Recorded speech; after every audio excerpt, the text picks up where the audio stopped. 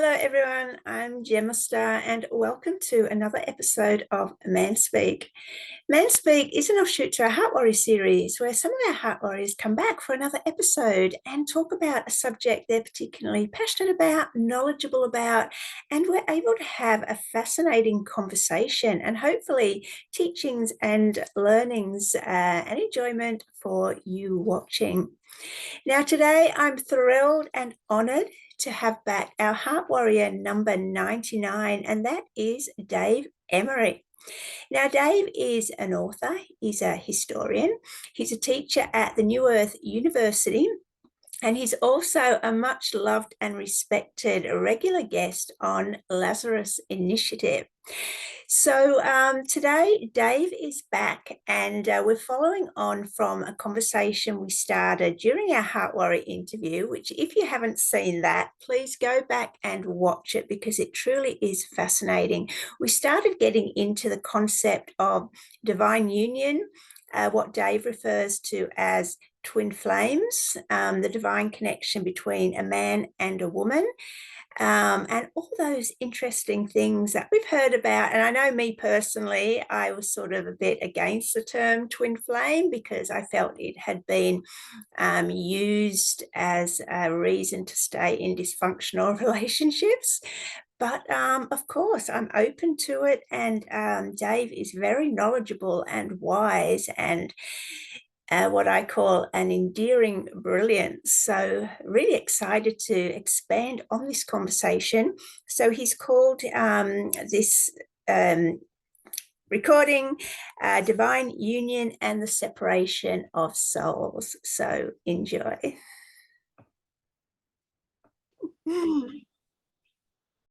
Hello, Dave Emery. I'm so thrilled to have you back. Thank you for being our Heart Warrior number 99 and now coming back to do another segment. Well, thank you for inviting me, and I do enjoy talking to you. I get a refreshing expansion of consciousness when I do. Thank you so much for inviting me. Oh, that's lovely. Well, I am so excited about today's episode because it's a subject that we got into relatively deeply in our first conversation. So if people haven't seen that, that was Heart Warrior number 99. And today's title is Divine Union and the Separation of Souls. And when Dave was expanding on that to me in the email, he said the union between man and woman, which when ultimately expanded, opens doorways into the halls of heaven, where the particles of both merge as waves and become one. Well, to start with, Dave, I'd like to understand what are the halls of heaven? Well, the halls of heaven are really, it's the Jardin of Eden. Which you've heard of before. I've pronounced it in the Anahazi language, which is billions of years old, the Jardin of Eden, which is a place in the middle worlds, sometimes known as the God worlds. You can also call it the halls of heaven. It doesn't really matter. The idea is the same. It's a place where bliss and unity are complete. And you can access the God worlds and the halls of heaven, or the Jardin of Eden, Garden of Eden, simply by being able to, in fact, it's really replicating combined energy fields. That sounds a bit complicated, but in our seventh race, manifestations, that's where we access our seventh dimensional identity. We actually do combine energy fields. And if we want to have have children, we combine our energy fields and replicate them so that we create another being. We don't have to go through all that we go through here on Earth. But basically, to enter the Jardin of Eden, we have to combine our energy fields. And that's where our particle base conjoins as particles and waves at the same time. So electricity of the male and the magnetism of the female combine seamlessly, and therefore you get this combining of the particle energy fields, and that allows you to transmute, well, you do transmute your physical form, and you actually can enter the higher dimensional realms of high frequency Garden of Eden, the halls of heaven. You can achieve that. Normally from down here, it's temporary, very temporary. But with practice and expansion of consciousness, this can be extended. This is one of the reasons why so many of us, particularly the feminine energies, seek twin flames or soulmates, because the feminine energy already feels the necessity for being able to connect with their complementary energy field, their electric energy field, which comes from the masculine. And as women are much more in tune with this, and the reason is because they have 60% of their spirit energy here on earth, and they have 40% of their spirit energy elsewhere in the etheric domains, the higher domains. Now down here, the masculine has 40% of his spirit energy here and 60% locked away elsewhere. In fact, over thousands of years, the masculine has lost a lot of his spirit energy down here, so it's less than 40%. So what happens is the masculine requires the feminine energy to expand his own consciousness. He's not, a lot of the time over many thousands of years, the masculine hasn't realized that. They just go on their merry way, you know, electrifying the universe and making thrusts out into the universe, creating all this sort of thing, you know, expanding for the future, etc., etc. And they forget the amount of spirit energy that they really have. And it's when it comes into contact with the feminine that it can be nurtured, drawn into the particle base of the universe, and then becomes one. And that's how they can expand their particle base of spirit energy. But let me just say, there is a Cherokee proverb, which basically, I can't quote it exactly, but it says that the man is there to protect the nurturing nature of the female, and the woman is there to expand the man's awareness of his own spirit. And so when you get the two together, the feminine, the female, can expand the man's awareness of his own spirit energy. And then in this way, they can conjoin together. And so it's a combination of energy fields, which is so vital. And what we've seen over many, many thousands of years here on Earth is the slow separation of the souls of the female and the male, so that the male becomes very patriarchal, very controlling, very in charge, and slowly over a long period of time forgets his spirit energy. The only way he can get it back is through the feminine. But historically, we have had the feminine energy shut down, so that the feminine energies are regarded as, oh, it's just for procreation. Women are just there to create children, etc., to maintain the species, etc., etc. And so that separation has been very, very pivotal and fundamental.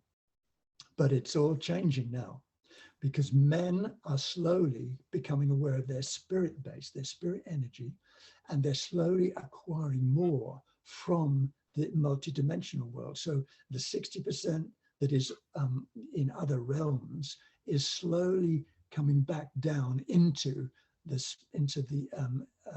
particle base of the masculine here on Earth. And so, and it can't be stopped. We all know that it is shifting. There are many energies out there trying to stop it. And I think I mentioned the last time we spoke about the film, The Adjustment Bureau with Matt Damon, and how that shows you in a very, very sort of trite way, it shows you how the feminine and the masculine energies have been tried to stop getting together. Don't let them get together. Don't let them get together.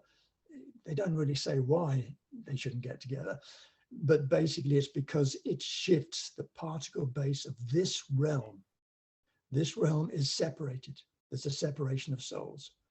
And if you get the masculine and the feminine together, combining their energy fields, the whole universe shifts, because we are part of the divine union. Masculine, feminine, the 0 point field, the void, God source. When you get the three, the Divine Trinity, the whole universe shifts its particle base and nothing can stop it. And that's why the separation of the souls, the separation of the sexes has been so important to those people who wanted to control the particle base of the world. They're still trying to do it now, but of course, they've lost. Yeah, this is so good. And I went back today and I watched our last episode, and just to make notes and, you know, sort of check out what we'd spoken about before. But one quote that I wrote down is the connection that you said in the last show. The connection between man and woman is critical. It is not just critical for husband and wife or any man and woman. It is critical for the development and the frequency of creation of the whole universe. It is pivotal, which is basically what you just said now. But my question is, so why is it pivotal? Okay, you said it shifts and creates universes, but yeah, so what does creating new universes mean, and why is that important? Or you just referred to it as shifting universes. Why is that important? Well, let's look at the pivotal, the fundamental aspect of it. In the Bible, it talks about the Holy Trinity being the Son, the Father, you know, masculine, you see, and the Holy Ghost, which is, I guess, is androgynous, I suppose. But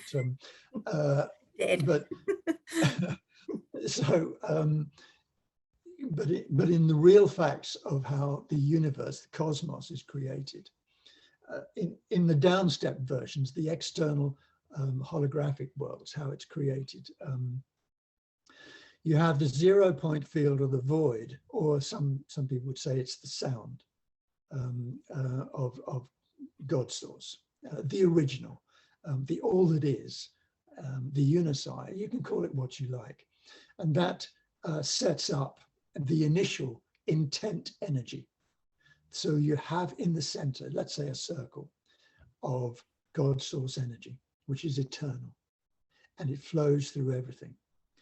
And then you have the masculine circle and the feminine circle. So there we have feminine and masculine, and you have God source. And they come together as one unit. And then, like breathing in and out, what happens is as they breathe in together to be with source and receive the eternal flows, and then they separate out as they breathe out. So the masculine circle goes to one side and the feminine circle goes to the other side, and then they come back in again in breathing.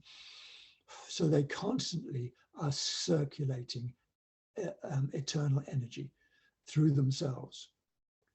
Now, what's important about that in the external holographic worlds where we exist here, or our incarnate self exists, because we actually have our real encryption of self-identity is always in God source. It never leaves. So we never leave God source. However, down here, it seems through our separation that we have left God source. In fact, over a long period of time, we forget that we are God source or even connected. So the masculine energy, this is what we're talking about, is electric, it forms as a light, it oscillates. And the feminine is magnetic. It forms as sound, which is actually the formation of light. Sound forms light. And it vibrates. So you have oscillation, electricity, and light in the masculine, and you have magnetism, vibration, and sound as the feminine. And it is those two forms, electric, magnetic, light, and sound, which form our holographic external universes. All right? That's how it happens. So if you get them actively working together in their particle base of electricity and magnetism, light and sound, oscillation and vibration, if you get them working in alignment, then they activate the essential flows of eternal source into you. But what has happened is, of course, the separation has allowed distortions to enter, so that the energies don't align. So when we breathe out, we're separated. When we breathe back in, where we should be aligned, we're still separated, all right? So it's a question of the masculine and the feminine energies aligning their particle base. That's why the divine union works. It works in alignment. It works in unity consciousness. It works with love. So it's basically love in joy, in oneness, unity consciousness, in source. When you get that, all universes shift their particle base. And that's what's happening now. Since 2016, we are in the process of a re-evolution, rise, reclamation of this whole universe, because it has been separated for so long. Great explanation. Is that a little bit complicated? Well, for my brain, because I'm not that analytical, you know that. In fact, you did a great show on the last Lazarus initiative with Sasha Stone, where you went into depth on all this. You called it the divine paradox, navigating duality, and you went into a lot of the analysis there, didn't you? And that was symposium number 25. If anyone, I recommend you go back and watch that. But I want to bring it down to human level. I want to bring it down to what that looks like between you, me, everyone else watching on planet Earth. So let's go back to the origin. You refer to divine union as twin flames, correct? Yeah. So I'd like to go back to the origins. How did twin flames start? I'm trying not to make it, scientific. It's sacred science, really. And a lot of it is common sense, actually. It's feeling. A lot of what we're talking about here, sacred science, is to do with feeling. It's to do with heart, like you introduced at the very beginning.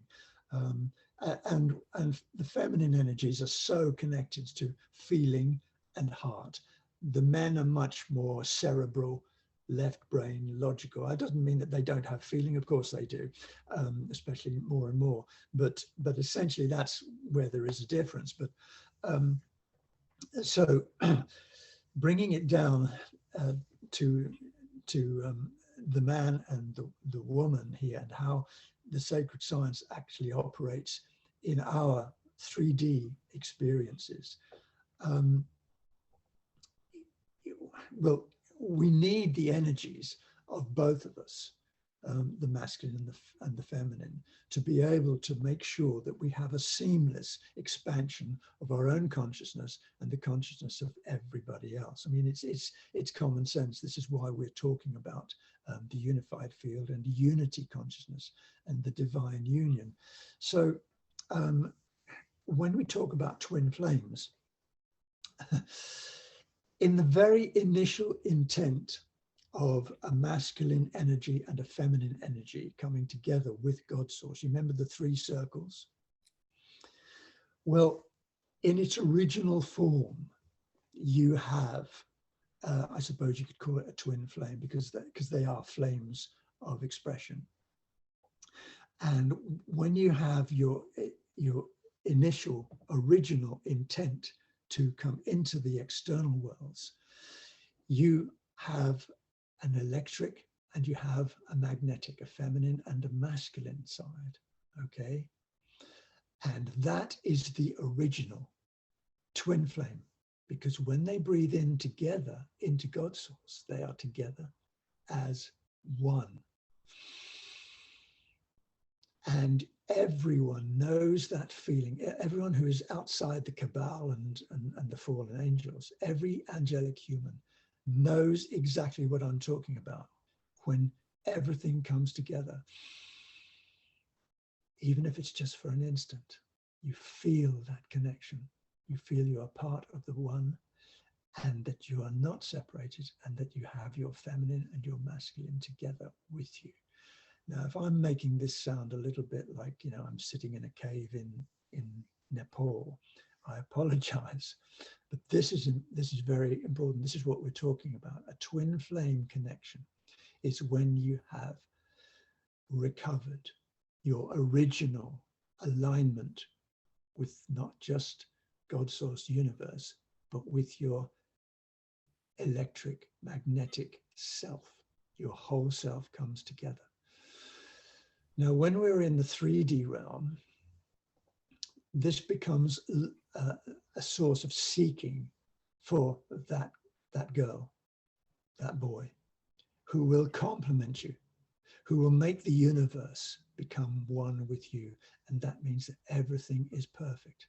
Everything resonates with love, in joy, in oneness, in source. This is when you reach your ultimate hall of heaven. This is when you join God's many mansions. This is when you become one with everything. And this is a very, very powerful, this is the most ultimately powerful feeling that you can have. And this is why, as we expand our consciousness, we seek that. We know it's out there. Every single person listening to me here knows that what I'm talking about is out there, and it's out there for you. You may have already found it. But in the 3D world, it has been very difficult for 30,000 years, extremely difficult, because we have been deliberately distorted and separated from our own selves, our own self-identity. But when you find your twin flame, some people call it soulmates, they're talking about the same thing, but when you find your twin flame, everything shifts. In that film, The Adjustment Bureau, that's what they were trying to stop. Because the whole universe shifts when you find your twin flame. Because you see, reality is created by each one of us. And in the creation of reality with your twin flame, all the reality that exists is the reality of you with your twin flame in source, because you then have entered the halls of heaven. And you create whole universes through this connected feeling. It is immense. And that's what many people are looking for more, and many people are moving towards. Have I helped to explain that a little bit there? Yes, thank you. Yeah, I was just wondering if there was, you know, further back, like, does the soul split to come on to incarnate onto planet Earth? What's the, like, before we incarnate on planet Earth, what form are the twin flames in? Well, ultimately, the twin flames are together as one. One soul doing the same thing at the same time? Sorry, I'm trying. I want to understand this. Well, we have many different incarnation identities. Let me just take you back up from here. Here you have your incarnate identity, okay? And where you have an incarnate soul. And in the next harmonic universe, which is dimensions 4, 5, and 6, which you are, well, you and many of us are sliding into now. We're already accessing parts of 4, 5, and 6. You have your soul identity. And in the next harmonic universe, which is dimensions 7, 8, and 9, you have your oversoul identity, still you, but it's much more expanded. And for example, we were supposed to live for thousands of years here in our incarnate identity. 800,000 years ago, we lived for about 2,500 years each. That's all shifted. Now we're down to, around 100 or less. But in the soul identity, the next harmonic universe, you live for tens of thousands of years. And in the third harmonic universe, 7, 8, 9, you live for hundreds of thousands of years. You can live as long as you like. And then you move to your avatar identity, which is dimensions 10, 11, and 12. And that's where Yeshua 12 came from, because it's plasma light. And there you're eternal. But there are more identities. You have your Tanotra identity in 14, 15, and 16, and then 17, 18, and 16, 17, and 18. So we have lots of different identities. We're downstepped from source as we are as source. We downstep our frequencies into different identifications of ourself, our whole self. So it's much more complex than we say. But what happens is, as we progress in downstep frequency into the lower dimensions, we can tend to lose touch with our masculine, feminine. We get separated. It was never meant to be like that, but through the distortions that have happened here, through a long history of cataclysms and confusions, these separations have happened, and they've affected our particle base, so that right here on Earth, in our incarnate identities, we have forgotten almost everything. At one stage, we had no memory of anything, and we felt totally separate. That's why we attached our desires and our hopes and fears and dreams onto false gods, which were presented to us as the God. But in fact, we were looking for something that we had lost. But all the time, it had never left us. It was always there. We had just lost the energetic pathways to find it. And the primary pathway is always with the feminine or the masculine. The feminine seeks the masculine, and the masculine seeks the feminine.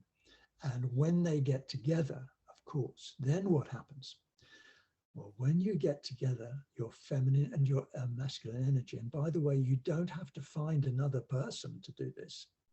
You can conjoin your own energetic force field of masculine and feminine, because we have both within us. You can find them both together, and then when that happens, you get the energies to be able to expand your consciousness of your own self-identity in all of these identities. Many people are actually in conversations now with their higher selves, because the higher selves have got a pathway to communicate with us. And this hasn't been happening for tens of thousands of years. So where is your ultimate twin flame? Well, your ultimate twin flame energy is always there with you. It's just that they are together in the ultimate space and time, which is God source. And what we're really trying to do here is to expand our consciousness to be able to reconnect. That's why the shift that's happening now is called re-evolution, rise, reconnection, and reclamation. It's because everything is coming together. And so people will look for their divine union through a man and a woman and man, whatever it is, but it's basically seeking to align our electric masculinity and our magnetic femininity together in the divine union, which allows the pathway, the heroic pathway, into the light of source through all our identities, so that we bring them all together as one. Your higher identities, Gemma, are right around you now. They're right with you, and they're listening to this. Maybe sometimes they don't agree with me, but They're right beside you in every moment. All of those identities, and they're so vast and loving and connected with you. And you are the focus of their loving, powerful attention and intention. And when you start allowing them into your particle base, your frequency fields, as you have been doing for a few years, then what happens is that you expand to meet them. You expand into their communication fields. And oh my goodness, you know, it is just, the expansion is enormous, and you become your greater self, which is what you're doing, what many people are doing, what I hope I'm doing as well. So good, Dave. So, because there's a lot of talk about twin flames, and, you know, I mean, in the Facebook communities, and I've seen it on my page and for years now. So how do you know when you've met your twin flame, as opposed to being in a really good loving relationship or being intensely attracted and having great chemistry? How do you know when you found your twin flame? Well, that's a really good question, because on on 3D Earth realm, it's very difficult to detect what is true and what is not true. I mean,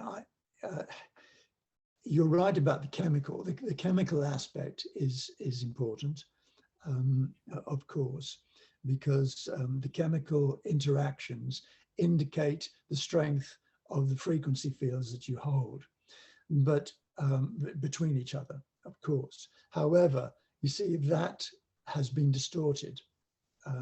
So, for example, the masculine is attracted by visuals because he's light. He's attracted by light, so he's attracted by visuals. The feminine is attracted by sounds. So she will motivate. I mean, you know, that it is said long ago that a man's attracted by what he sees, a woman attracted by what she hears. And that's a pretty broad statement, but it is actually broadly true, because she's sound and he's light. Now, over thousands of years, there have been deliberate distortions of the visual. I mean, you only have to look at how and it's mostly been patriarchal. It's been set up designed to influence the patriarchal, the masculine. For example, years and years ago, the most beautiful woman was regarded by men as Rubenesque. You know, those where Rubens would paint these wonderful large women, and that's fine. But that was presented as the go-to female for a man to have, all right? And now it's shifted. Now it's not that. You see, so visuals have been distorted to present an idea in the masculine mind of what is acceptable, what is desirable, etc., in a perfect female. This is all actually, can I say something? This is all bullshit, you know, because the real thing that matters is the frequency field, the alignment with another person. And remember, what we see as a body, and this is very difficult for some men to connect with. And I was the same myself when I was much younger. I didn't connect with this. But what you're really looking at is the person you're, like, for example, in your case, I see your physical body as it's presented. But behind that is your spirit soul. Oh my goodness. And that is shining. It is incredibly beautiful. It is the most perfect exposition of energy fields as you could imagine. And that's what we're looking at. That's what we're really being attracted to. So how do we get this feeling of the connection with the spirit? And that's where the distortions come in. The distortions that we've had through our artificial intelligence electric fields, you know, all these electrical like TVs, etc., and Hollywood and films and so on. All of those things project energies which we can't really connect with. So we are less likely to see the spiritual qualities of the person that we're dealing with. Okay, we find it much more easily with animals and with children. There we have a connection very quickly with the spirit of that being, a child or an animal, very quickly. But as we grow older, different distortions set in, and they're, as I say, they're deliberate. So it confuses the particle replicators in the mind as what we're looking for. So we're looking for something that we are being entrained to look for. Do you see what I mean? And we're all, I mean, I'm as guilty of that as anybody else, but I'm learning. So how do you find that one person? Well, like I say, am I talking too much here? No, it's you're. I want you to talk. I'm here for you. But yeah, like, how do you know when you have found that person? Well, it'll come from your solar plexus, because it connects everything. It connects the chemical, it connects the visual, it connects the auditory, it connects the spirit soul. It combines all the different aspects of love. There are many aspects of love. Excuse me. There is compassion. There is desirability. There is inner standing. There is friendship. These are all aspects of love. There's many, many of them. But what happens when you find your twin flame? Are you ready for this? What happens when you find your twin flame is all the loves come together under one, and that is Omni love. That's when that happens, you love everything. Have you ever remembered, I'm sure you have, or the people who are listening, you know what I'm talking about here, when you first fall in love, absolutely passionately, chemically, everything, you know, the whole thing about this person is just perfect. Have you ever remembered? Can you remember that? Are you in the middle of that now? What happens then is you love everything. Everything is loved by you. You enter the state of Omni love. There's nothing out there that can stop you from loving, because it is perfect. Now that is an example of a twin flame, perpetual, eternal feeling. And in fact, that is the first sacred law of the universe, the first and the primary one. It's the law of oneness. It's unity consciousness. When you have Omni love, it is self-love, it's love for individual things, it's compassion, it's everything aligned in one. And when that happens, universes shift.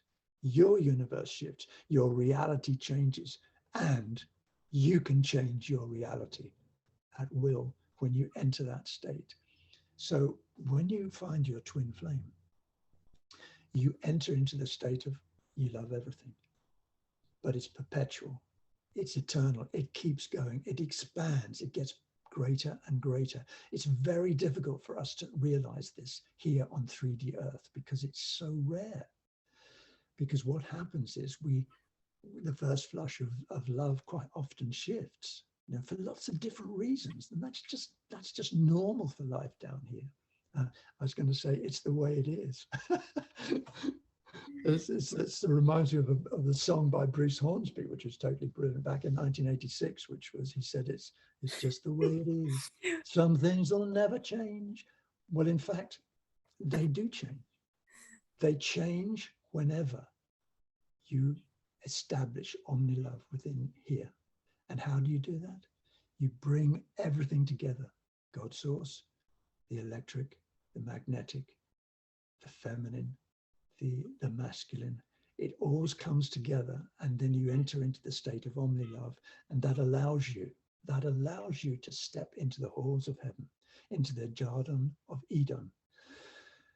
And then you join with all of your higher selves, and you realize that you are one, and it is pivotal. And that's where we are all moving to now. And it has taken a long time, but we're accelerating along that pathway, the heroic pathway back into the light and sound of Source. But Dave, surely we'd have to be in that state first as individuals before we met our twin flame. because we can't meet someone with the expectation that through meeting someone else, then we're going to become joyful and loving everyone and everything. Surely we have to be in that state first as individuals to attract the other individual who is already in that state, and then together it's amplified. Is that the case? You're a very astute human being, you know that. You ought to do a program on this, because you're exactly right. You got it. I mean, it all starts within us. This is one of the things about the 3D universe, is we've been entrained over tens of thousands of years to look outside ourselves. Oh, right. Well, I'll really be happy when I win the lottery. No, I'll be really happy, you know, once I can sit down and eat that meal. I'll be really happy when my son, you know, graduates. I mean, we're looking outside ourselves all the time, and you've just put your finger on it. It's in here. It's already in here. Everything that you require is in here, inside you. Can you find it? Can you navigate your way past all the distortions, all the things that you have created for yourself as being what you want, and all the things that outside experiences have taught you what you want? You know, my parents and my whole family used to tell me what you want. You need to get a good job, stay in it for 45 years, get a good pension, and then you'll be a proper man. Then you'll be happy. Yeah. I mean, and the trouble is, you see, when I was 12 and 13, I believed that. Yeah. You know, because everybody else was doing it. It's just the way it is. As you expand consciousness, oh, thank goodness I started to expand my consciousness, because then you can start to see alternatives. And the alternatives are way better most of the time than the stuff we've been taught. With respect to all those people who taught me, you know, seriously, I'm not buying it anymore. Okay? No, what you said was right. Everything is in here. You've got it all. All right? What you have to do is to bring your two parts together, the masculine and the feminine, with God source. Now, you can call God source anything you like. Now, but most people, not the cabal, not the people who have sold their souls, etc., they haven't got a seed atom anymore. But all of us, we believe in something greater and grander than seems to be here. We believe that we are capable of more. We believe that we can do things, and we can feel love, and we can expand who we are. We believe that the universe is us secretly inside, but we never tell people because, you know, it's a bit weird. But in fact, you're right. We have it all inside us. We have God's source. We are God's source. We have the universe. We are the universe. The universe is you. So when you bring this together, guess what happens over a period of time when you're ready? You find that twin flame, if that's what you're seeking. That twin flame is there for you. But you bring it together, as Gemma says, right into your heart space, your solar plexus, your seed atom, your Azure seed atom, the cosmic creation point.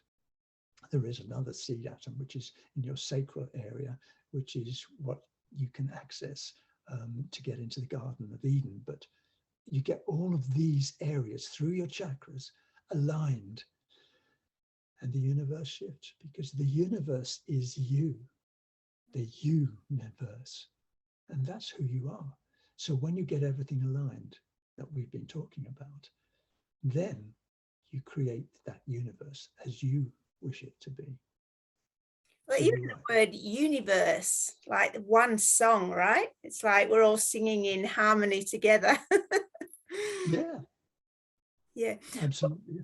So many things that are hidden in the language and the symbols that we use, that we don't often see them. You know, it's like, for example, I'll show you how an example of distortion happened. This is amazing. We are taught the word atonement, which is mean you've got to pay for your sins. Atonement. All right, it's a big, they even had a film made of it. But in fact, where that word really comes from is the ancient Anahazi language, billions of years old, which actually is at-one-ment. At one ment. It's the exact opposite of it practically. at-one-ment is to be together with your own self, at one with you. But no, we've had that shifted to say atonement, pay for what you have done, your sins. Do you see how the distortion happens? Now, if you teach that to young children, oh, you know, you're very naughty and you've got to pay for that, and you know, money doesn't grow on trees and you've got to get that, you know, all debts must be paid, etc., etc., and you're not a very nice person. You keep hammering that away at people. We are duty bound to pay debts and to make an atonement. Then it's no wonder that we have a distortion happening, so it stops us from aligning all of our particle base together so that we can step into our own universe of use, as you've said. So yeah, I mean, we chose to come down here into a very distorted time-space continuum. And we probably thought, when we decided to come here, we probably thought, how hard can it be?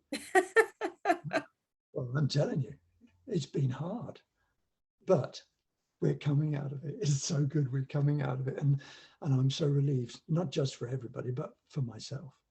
Yeah, this is great. Now, we spoke last time that a big part of the connection between the twin flames, or, you know, divine union, is the sexual aspect. So I wanted to get into that. Okay, so I think you said somewhere, I can't find it here, but you did say that the sexual energy, when the twin flames come together, that it goes through the earth grids, right? And it shifts, it can shift, make shifts in the universal shifts, right? Is that correct? Well, it does within you and your partner. Yes, and in that sense, when you start aligning, then it makes a universal shift. Yeah, for sure.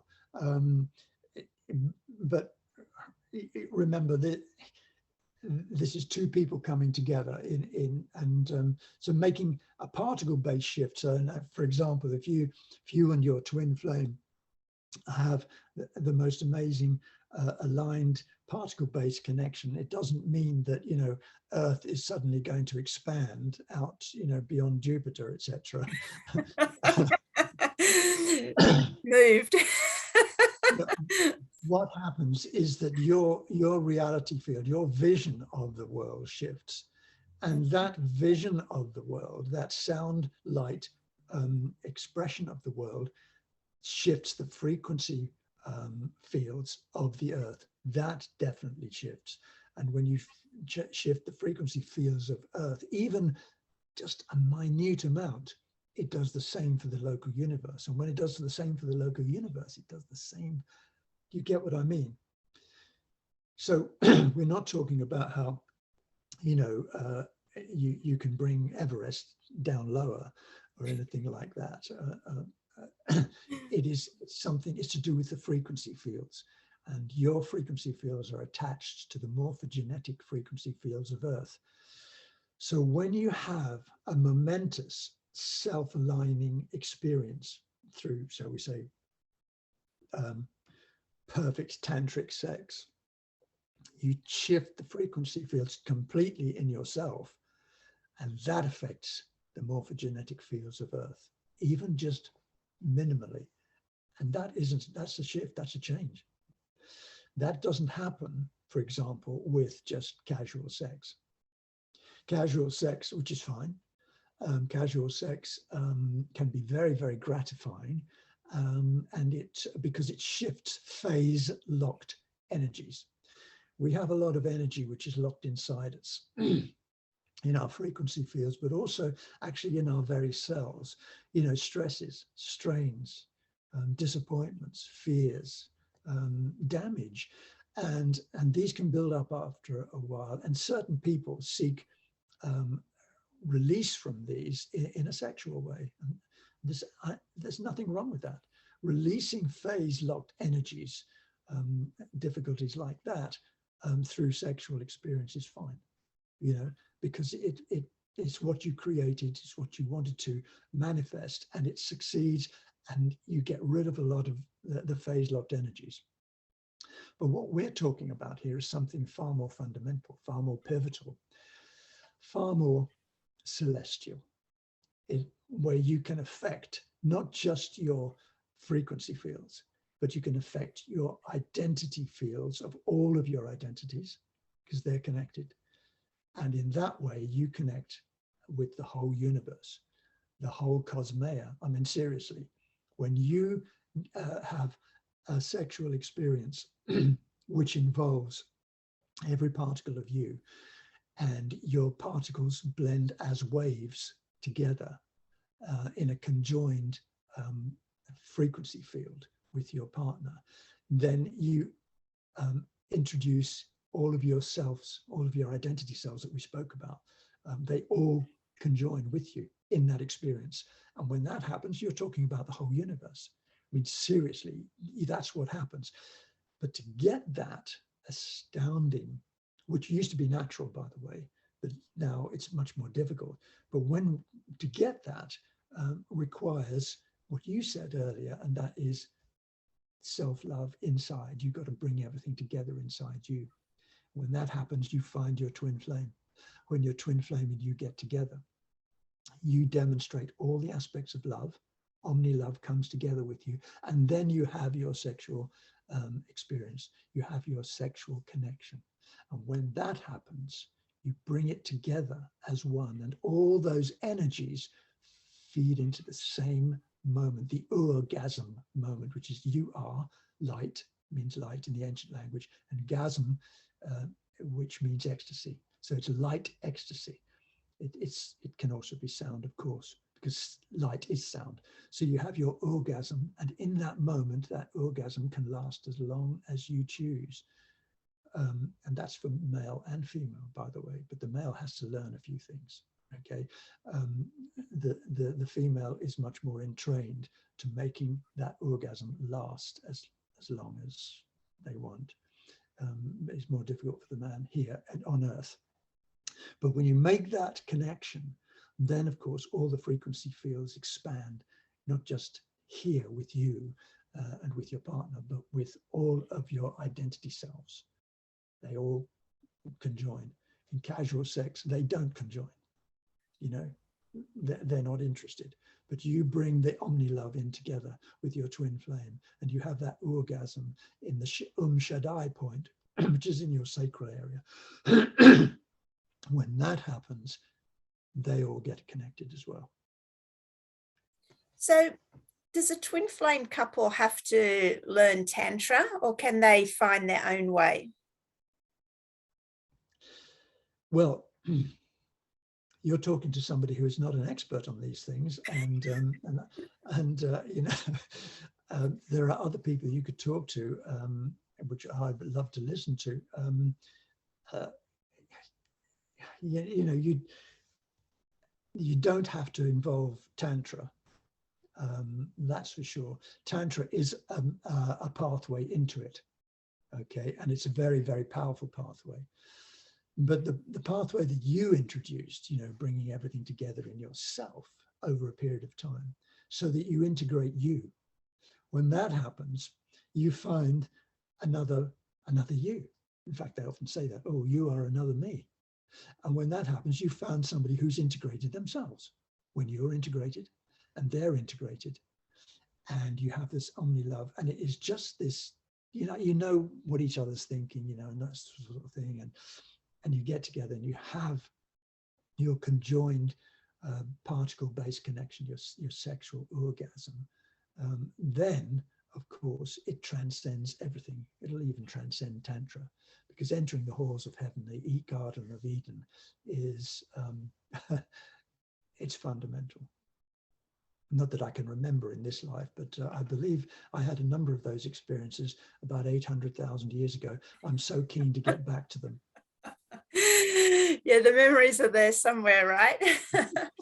So I'm interested in what you said about when the twin flame couples come together and in sexual union, and they become waves and become one. Like, does this happen? Do they have to orgasm together to experience this? No pressure. Is that when it happens? And what would that feel like? Come on, you can remember 850,000 years ago. I had no idea I was stepping into this. This morning. The time over here is what is not. Anyway, right. What was your question again? Do they have to orgasm together? And what does that? What do the coming together with the waves and as one? What would that feel like? Well, they will come together. Yeah, eventually, they will come together naturally at the same time. As one is developing this skill between the two, you'll find that one goes first, and then the other one comes with eventually. But eventually, am I making sense here? And eventually it will be in unison. Unison will be what brings them together, and it will last as long as it lasts. And you do actually enter into an altered state. The altered state is when you pass through the membrane, the barrier between worlds, between realms, and you enter into, that's how you enter into the God worlds, because the God worlds are here. Source is right with you. You've got mountains in that picture behind you, but in fact, the whole of the universe is around you. It's within you. Everything is together with you. So the God worlds are with you. It's a question of how do you get in there? Well, the relationship, your sexual relationship, your orgasm, light ecstasy with your partner is a way of passing through the membrane of this realm, this world, into the God worlds. All right. And you can stay there as long as you want, because time doesn't exist. Time is really irrelevant in this. So you can stay as long as you want, and then you come back in here, because your physical body will call you back, because you're tied to the morphogenetic field of Earth, right, through your incarnate self. But you can pass out of the membrane of this realm and into the other realms. And that's what happens together as one, in unison, in your orgasm, for as long as you choose. Yeah, okay. Is there anything else to say about the sexual side of divine union before we move on? I don't know where we can move on to from here.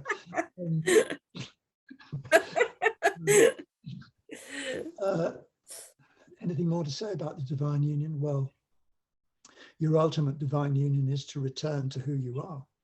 It's to return to you as God source. It's the return of the prodigal son and the prodigal daughter, the biblical story, which is so powerful. There's a lot of distortions and untruths in the Bible and in every religious text, and they've been put in there deliberately.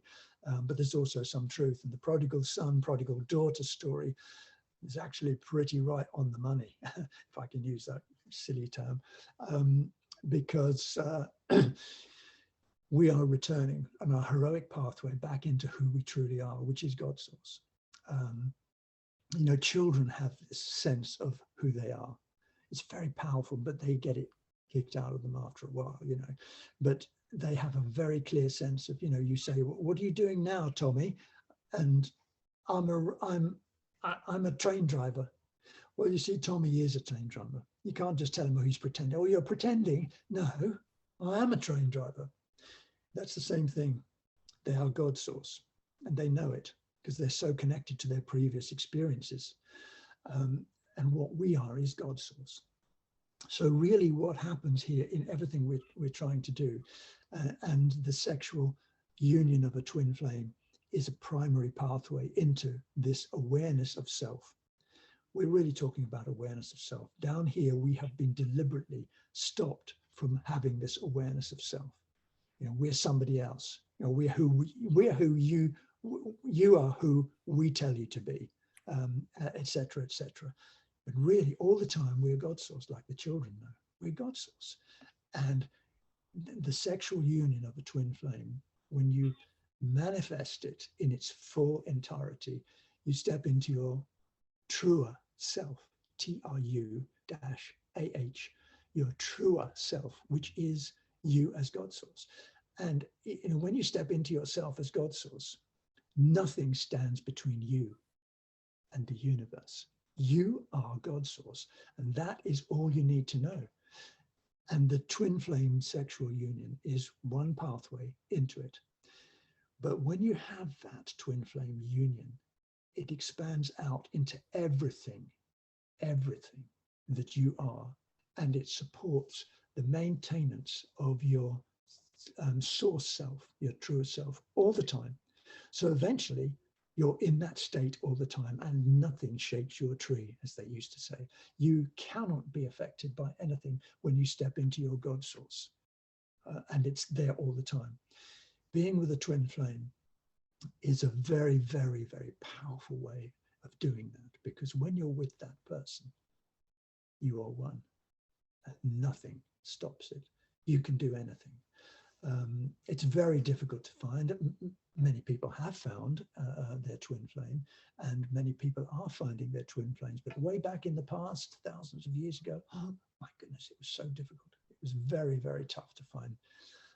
And most of the time, over many thousands of lifetimes, we didn't find them. Now the frequencies are shifting.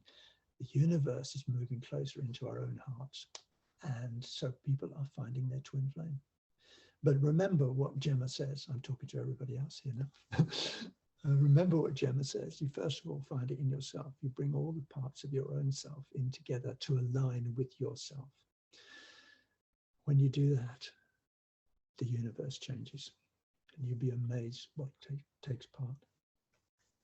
Dave, I'm going to ask a question about twin flames for the broader audience, because a lot of people think they found their twin flame, but they're in a dynamic of, what do they call it? The chaser and the one that runs away, and they've got this dynamic that they're arguing and they're running away and they're connecting a year later and getting back together. But I've always thought that because twin flames need to be individually of a very high frequency, that story didn't resonate with me, that there'd be this separation, coming together, running away, chasing. I mean, when twin flames come together, do they stay together and have a loving, continued relationship?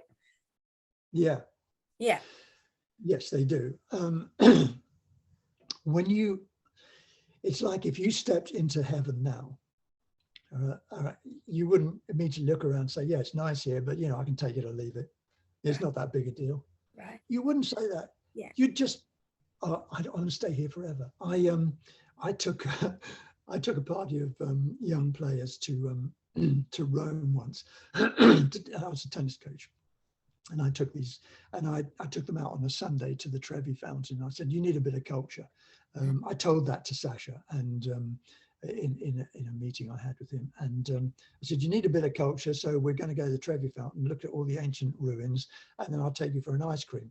And one of the girls, who always wears her heart on her sleeve, a lovely girl, she bought this ice cream. She came up to me and she said, Dave, oh, this ice cream is heavenly. I could eat this forever.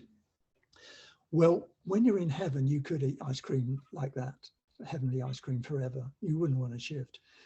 So when you find your twin flame, you want to be with that person forever. You wouldn't say, oh, I've had enough. I'm going to have a holiday for 6 weeks. I'll see you later. No, because you are that person, and that person is you.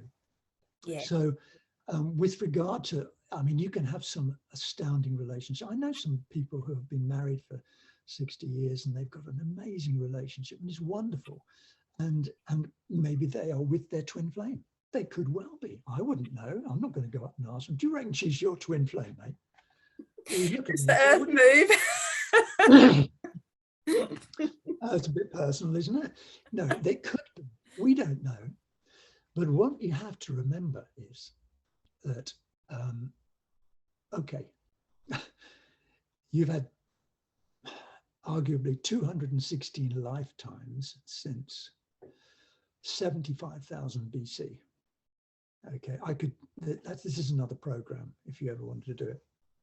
You got 216 lifetimes from 75,000 BC and just after the Mount Toba eruption.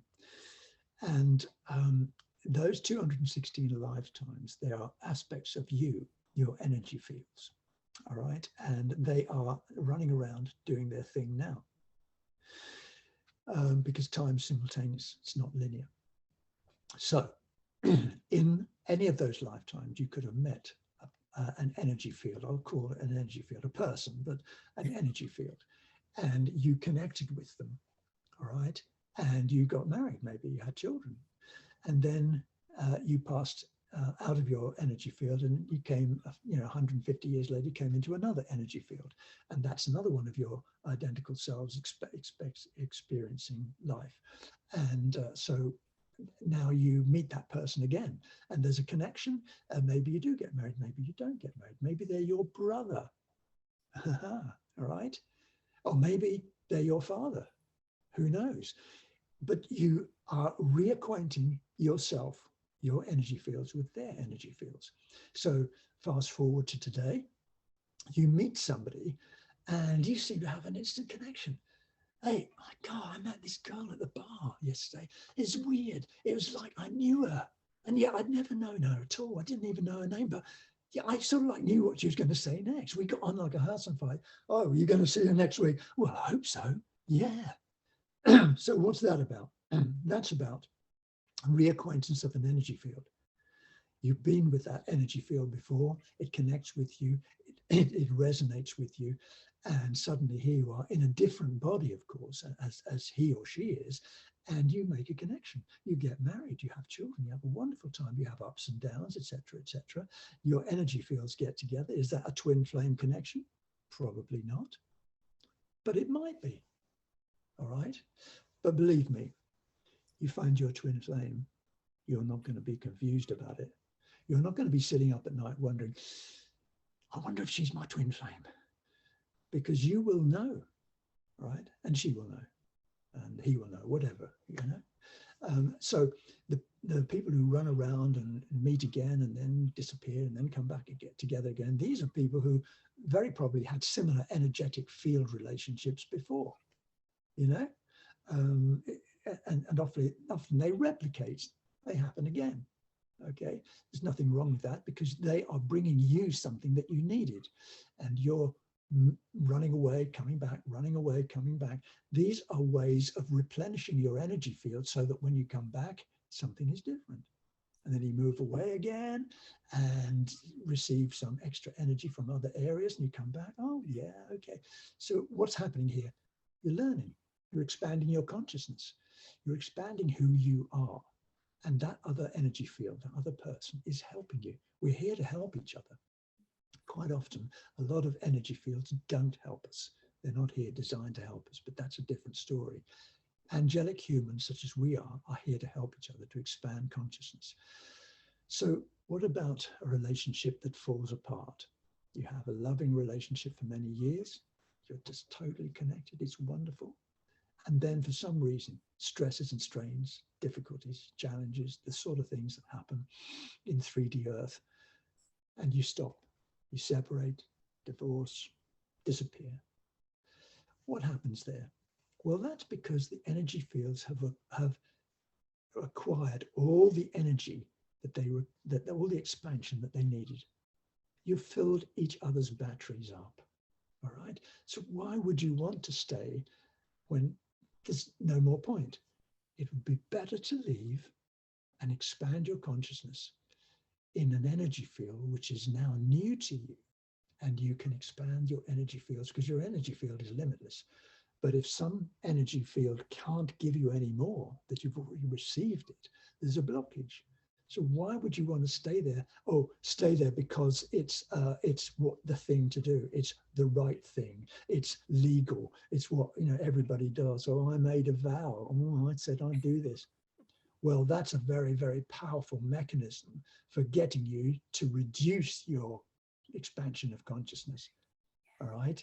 So my advice would be, and this is just me talking because I've been through it, is to move into a new energy field, if that's what you would like.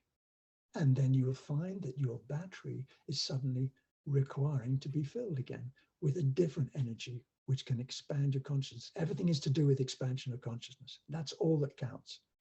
When you expand your consciousness, you then get in touch with all of you, all your identity selves. And in process of that, you can find your twin flame. And when you find your twin flame, you have a limitless battery meeting a limitless battery. And they constantly fill each other up all the time. And that is the difference. That's the huge universal shift that you can't get with people that you meet from previous lifetimes again, and so on and so forth. It's great, it's brilliant, it's wonderful. It's part of the way that we expand. But when you meet your twin flame, you have two batteries that are limitlessly expanded and then can be limitlessly filled forever. All right? Because when we reach God source, as we are God source, we are limitlessly filled forever. So good, Dave. Such a good explanation. Thank you. So, do twin flames have a united mission, purpose when they do come together? Or is it just sexual and, connection with God's source? But, like we all come in with a purpose, a mission for doing something on the planet, right? In the physical realm. How does that work? Do they have a united mission when they come together? Well, they can do. The primary mission, of course, is the heroic pathway back into your own true self, your truer self. Is to find your own pathway, to align all of your selves as one. And that's really the primary pathway it's called the heroic pathway for all of us. That's all of us. So your twin flame will have that as the primary heroic pathway for herself or himself, just as it is yours. And it is this mission that takes priority.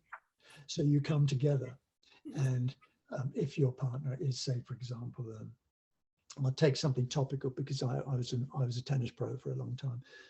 Just say you come across your partner and your twin flame early in your career, and you are a writer, and she is a tennis player, right?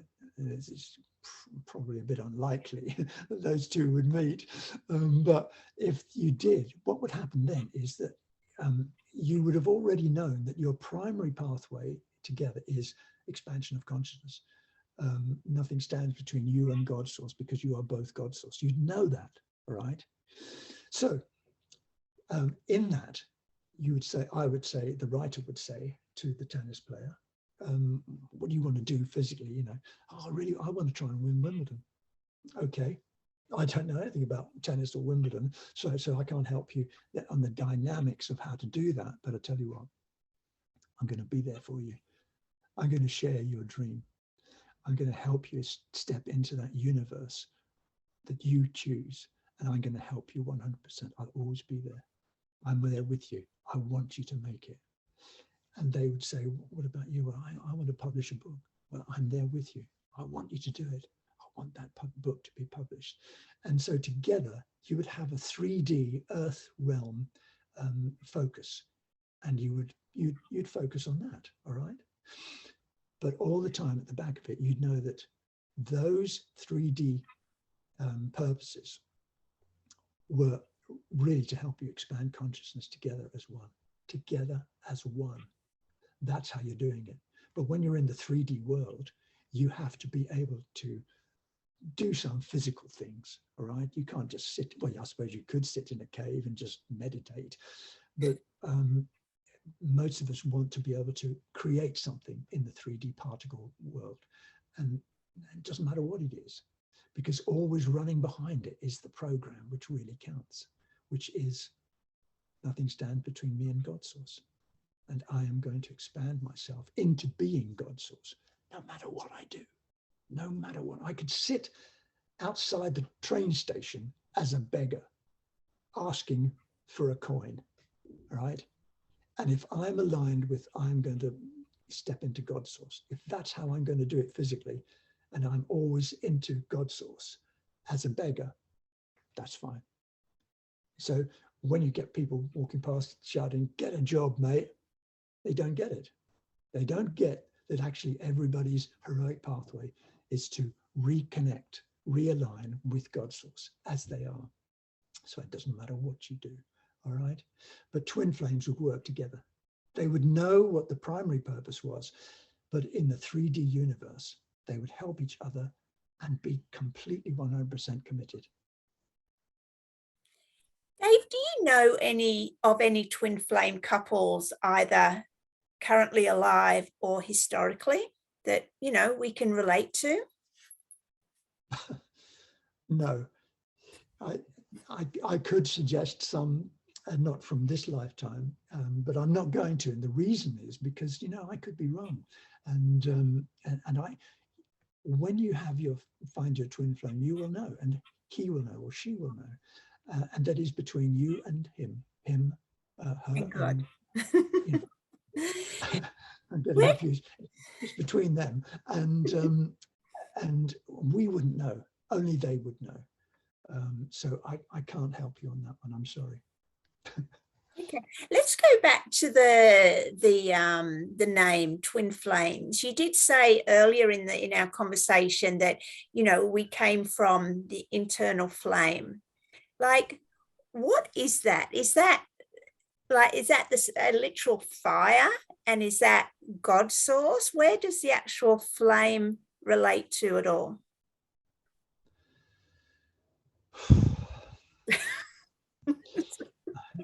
This girl asked so many challenging questions, you know, and I'm just an ordinary guy. I mean, seriously, I'm just an ordinary guy down here on 3D Earth realm, and I'm getting asked all these questions. You teach at NewEarth University. Come on. Okay. So, well, in God's source, it's populated. It's the wrong word. It's the essential essence. It's the eternal presence. It is everything that is, and there's no flames. It's just everything that is perfect is there. But when we come down into the external worlds, the holographic worlds, in different downstep versions, and there's lots of them, there has to be a connection between the God source worlds and the external worlds. And there are sacred mechanisms whereby all of these external worlds are connected with the internal worlds, the eternal internal worlds. Do you get me? There's God's source, which is everywhere. Then there are the eternal internal worlds, which are connected to God's source, and they're everywhere. But then there's the external holographic worlds, which are where we are, and they're connected with everything else through passages, portals, stargates, you name it. You know, all the things you've heard about, they're all connected. Passages and templates and cathedrals, there's so many of those connecting points. So we are never out of sync. We're never out of the ability to connect with source. And one of the primary ways of connecting, replenishing energy from source itself, is through the eternal flame. It's known as the 13th pillar, or the Amorea flame. The Amorea flame, of course, you know, that's what we use in our word for love. You know, amore, the Italians say, Amorea flame. That's an ancient word, which the Italians took over as amore. The Amorea flame is the 13th pillar, and it runs down from God's source itself, all the way down through the eternal internal worlds and into the external worlds. And it connects all the sacred science passages and flows. And so the eternal internal flame, the Amorea flame, the 13th pillar, is what conjoins all the mathematical base 12 sacred sciences, the geomantic sciences, so that the whole of our external universe can work. Okay, so what's that made of? What's that 13th pillar flame made of? You don't stop, do you? Is it a fire? Is it a flame as we know it, or is it an energetic representation of light and love? And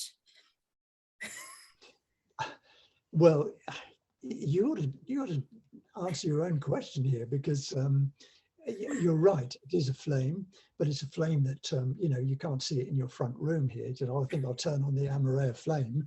No, the Amorea flame is around us even now, because it has come in. It came in 2003, so it is actually it's just immensely powerful, and it's controlling or passing into our frequency fields the energies of source. It is now. It didn't for many thousands of years. So it is a flame, but it's a flame like you've never seen before. For example, in God source, there is light, but it's invisible, and there is sound, but it's inaudible. You see, work that one out. Also, for example, light in our universe, in the fourth dimension, is sound. And in the fifth dimension, it goes back to light. So you've got light and sound operating in the Amorea flame, and it is a frequency field. Okay, a frequency field, and it's really, if you're looking for a flame like in a fire, it is like that, but it's not like that. You know, it's all encompassing, and it is a source generated heat, light, sound expression of vibrancy. And that's what the Amorea flame is. And the twin flames, well, they are composed of parts of that, aspects of it.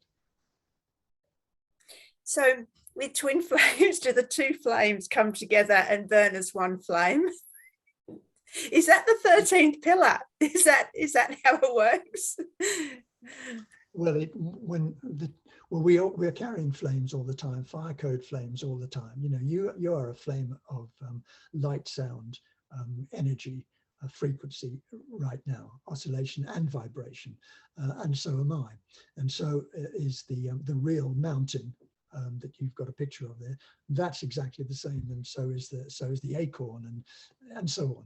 So when they get together, of course, as one, when the flames get together, you're really talking about the orgasm, which is the light ecstasy, the orgasm, which is a flame.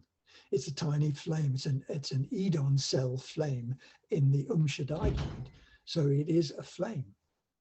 So that is the situation with regard to there being the conjoined flames that you mentioned, and it can expand together as one through the orgasm. So cool. All right, Dave, is there anything from your expanded knowledge on this subject that we haven't touched on that needs to be said? I think we've covered the universe here, and probably a lot more.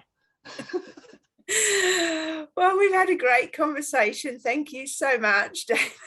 It's been really good, fascinating. I think I know everything that I always wanted to know, and I appreciate that. Thank you. Okay, look, thank you for having me, and thank you to all of you people who may have been listening. I hope it was of interest. Thank you. Oh, for sure. And just let us know, Dave, you still there? Just let us know what you're up to, what's happening at NewEarth University, what's happening with Lazarus, what are you up to? You're writing a book? I'm writing a book, yeah. I keep getting sidetracked by other things that I have to do. So I write lots of other things. And if any of your members ever want to have some of what I write, if they're interested, I'm happy to send to you. Yeah, I've got this book. It's been going for some time now. I started to rewrite it, and I'm closing in on it, but I keep finding more things to add. And I've got more things to add now because of this conversation. Oh, good. I do some things for the NewEarth University, and I've got something coming up for Lazarus, but I'm not quite sure when or what, but I've got something coming up. I'm looking forward to that. And I'm constantly looking around to expand my own consciousness. Basically, that's what I really do.